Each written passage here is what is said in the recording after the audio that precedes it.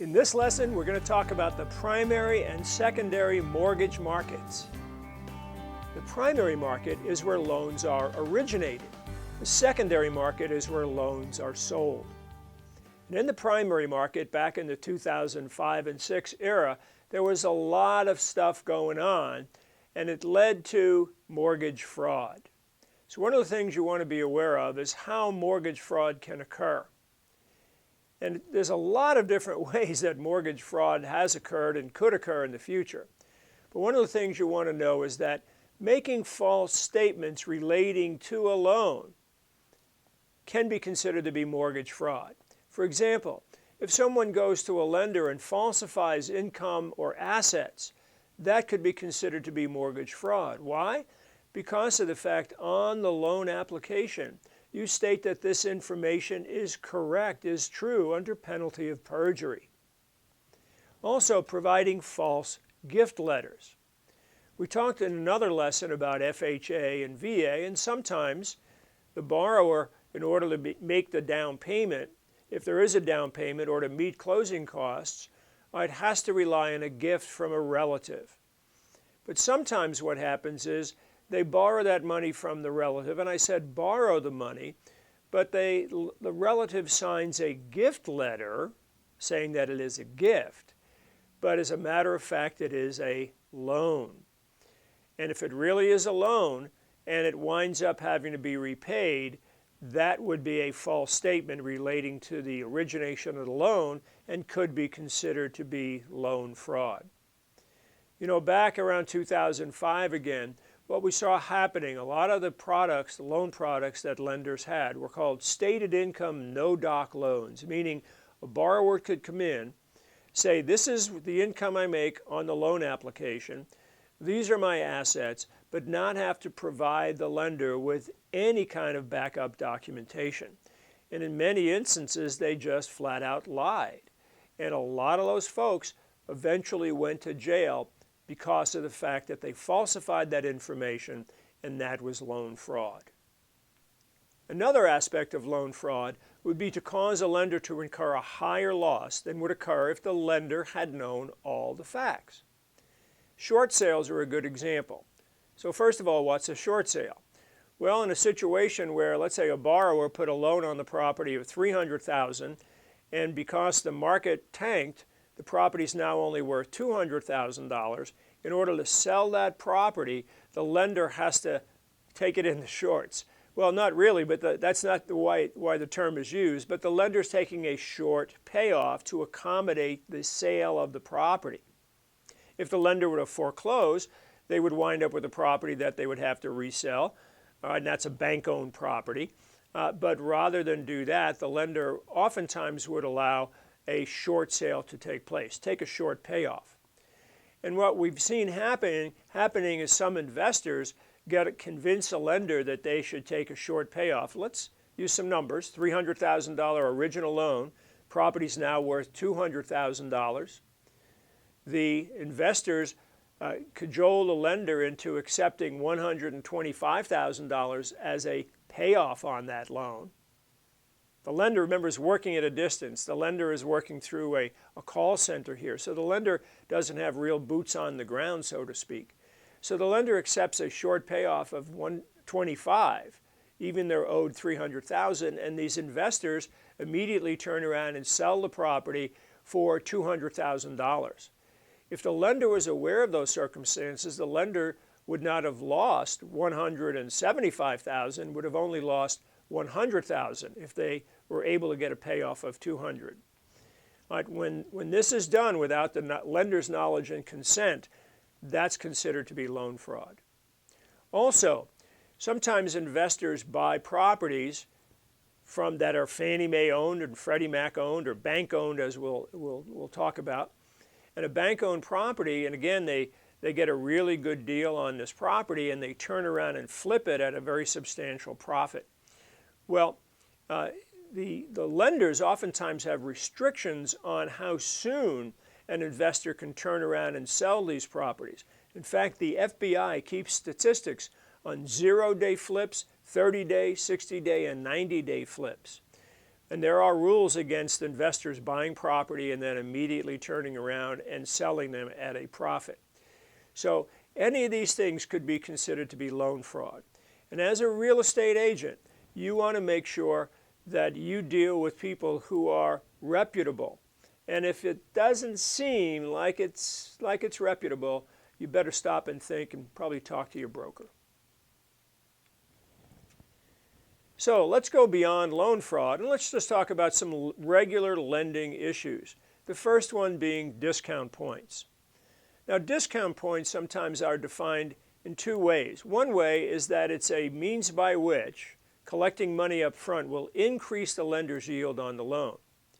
Another way of looking at discounts and discount points is by paying some discount up front, by paying some extra money up front, the buyer buys down the interest rate. In other words, gets a lower rate of interest on the loan. But either way, discount points were invented by lenders. And so I always look at discount points being invented by lenders as a means of increasing the lender's yield. What do you need to know for the exam? Well, what we want to know is that discount points do increase the lender's yield, and that 1 point is 1% of the loan amount. So when you're doing a math problem, 1 discount point is equal to 1% of the loan, not the purchase price, but the loan amount. And of course, the buyer or seller can pay. There is no restriction on who pays the discount. It's totally negotiated between the parties. Now, from a number standpoint, on a loan of $100,000, if the borrower paid 2 points, that's $2,000 in discount. If it was a loan of $150,000 and the borrower paid 3 points, that's $4,500 in discount. $200,000 loan with 4 points, that's $8,000 in discount. Why do they call it a discount? Well, take that $100,000 loan amount.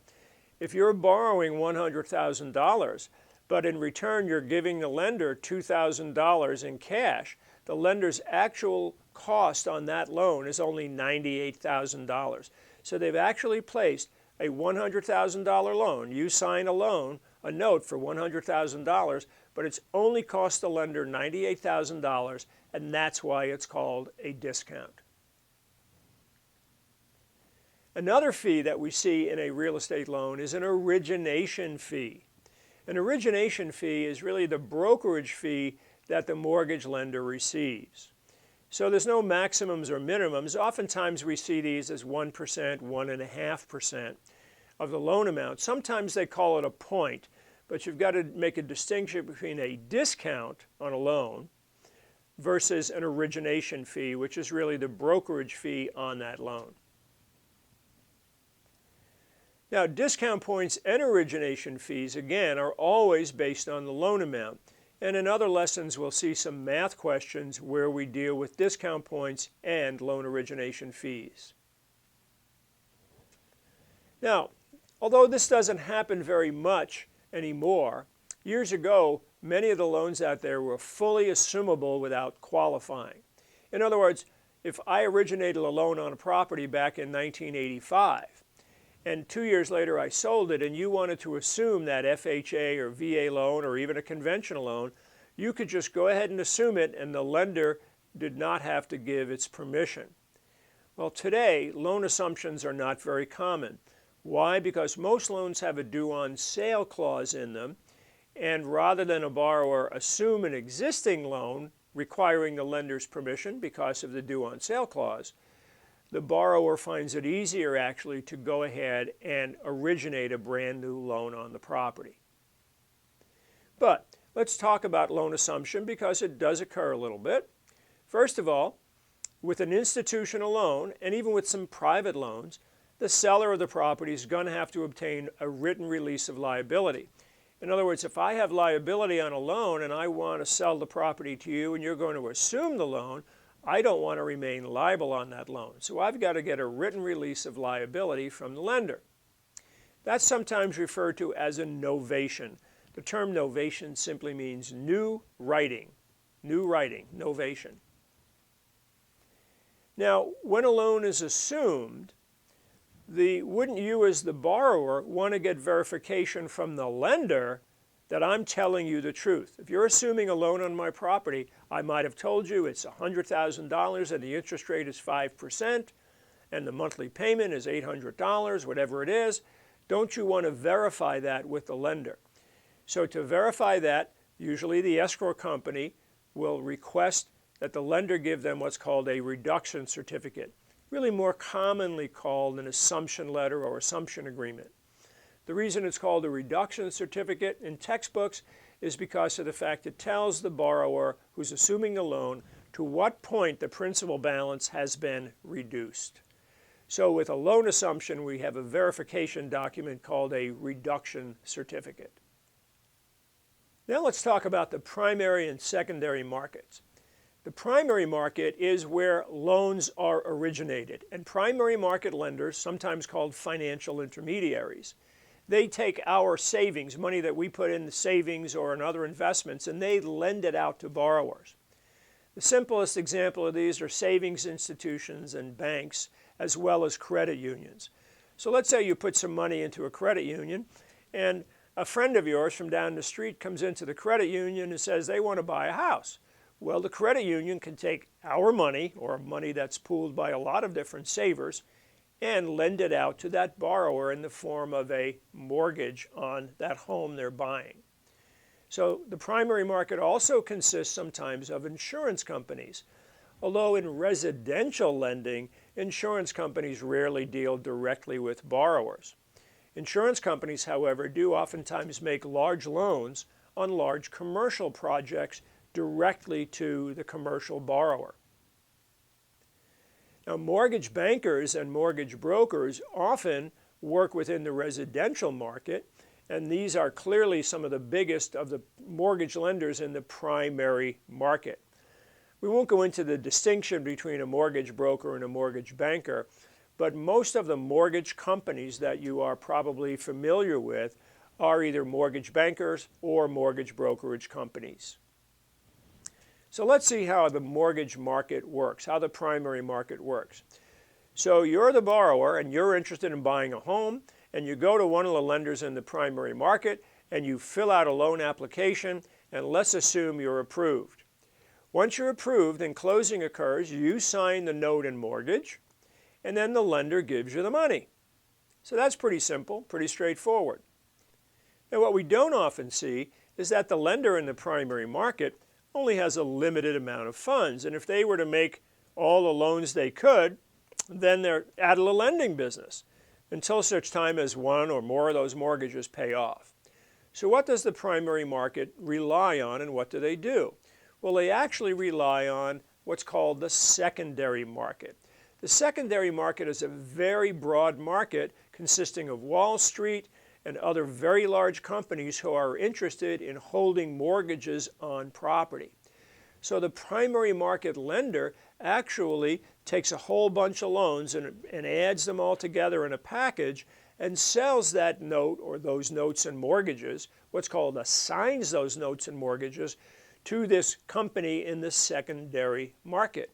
The secondary market then actually pays the lender millions and millions of dollars for those notes and mortgages. And guess what? That primary lender in the primary market now has a whole bunch of money left and can make more mortgages to you and me as retail consumers. So when that happens, everybody's happy because I've got the loan on my home, the primary lender has made a profit, and the lender in the secondary market, the buyer, has also got a nice return on their investment. So when good loans are made, what do I mean by a good loan? When the borrower has a job, has income, does qualify for the loan, this system works really, really well. Let's talk a little bit about the secondary market. That primary lender does not sell one loan at a time to the secondary market. They have to gather together a bunch of loans, maybe 10 or 20 or $50 million worth of loans for sale in a bulk to the secondary market. The process of gathering those loans together is called warehousing the loans. So that's the process of gathering together a group of loans for sale into the secondary market. And the process of selling them, transferring them over, is referred to as the assignment of that mortgage. Now, we also have a document that might be involved in this process called an estoppel certificate. An estoppel certificate is a document through which the lender in the secondary market verifies the loan terms when the loan is sold. Can you imagine being the company in the secondary market wanting to make sure that the loan is actually a valid loan? So that buyer in the secondary market could go to the borrower and say, we want you to verify the terms and conditions of this loan before we buy it. If they do that, if they ask for that, what they get is called an estoppel certificate. Estoppel certificates are also used to verify the lease terms when rental property is sold. Imagine if you, as the buyer of a rental property, wouldn't you want to know that those leases are valid? How do you determine that? You go to the tenants in that particular property and you ask the tenants to sign an estoppel certificate verifying the terms of the loan. But we're talking about it here in terms of financing today, but we do not see, or we very rarely see, estoppel certificates in residential loans. Why? Because again, they're selling these loans in 10 and 20 and $50 million blocks, and it's just not practical for the investor in the secondary market to go to the individual property owners. Where we do see estoppel certificates used is in the situation where it's a single large loan, like a 10 or a 15 or a $20 million loan on a commercial property. That's where we see this happening. Another term you should be aware of relative to the secondary market is loan servicing. You know, oftentimes, who owns the loan is not the one that you're paying your payments to. There are companies out there that specialize in loan servicing. In other words, we're collecting the payments and then passing them on to the ultimate investor or loan owner. I was at a seminar some years ago where Wells Fargo said Wells Fargo only owns, at that time, 20% of the loans they service.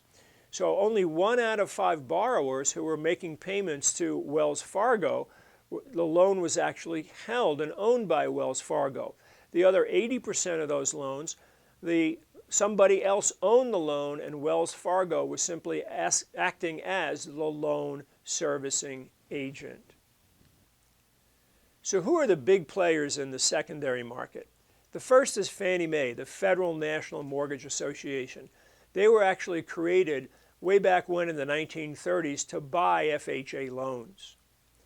The other real big one is Freddie Mac. Freddie Mac is also a government institution, formerly known as the Federal Home Loan Mortgage Corporation. They were designed in order to buy conventional loans from savings institutions. What Fannie Mae and Freddie Mac do, first of all, is they set the standards for conventional loans. Now, what does that mean?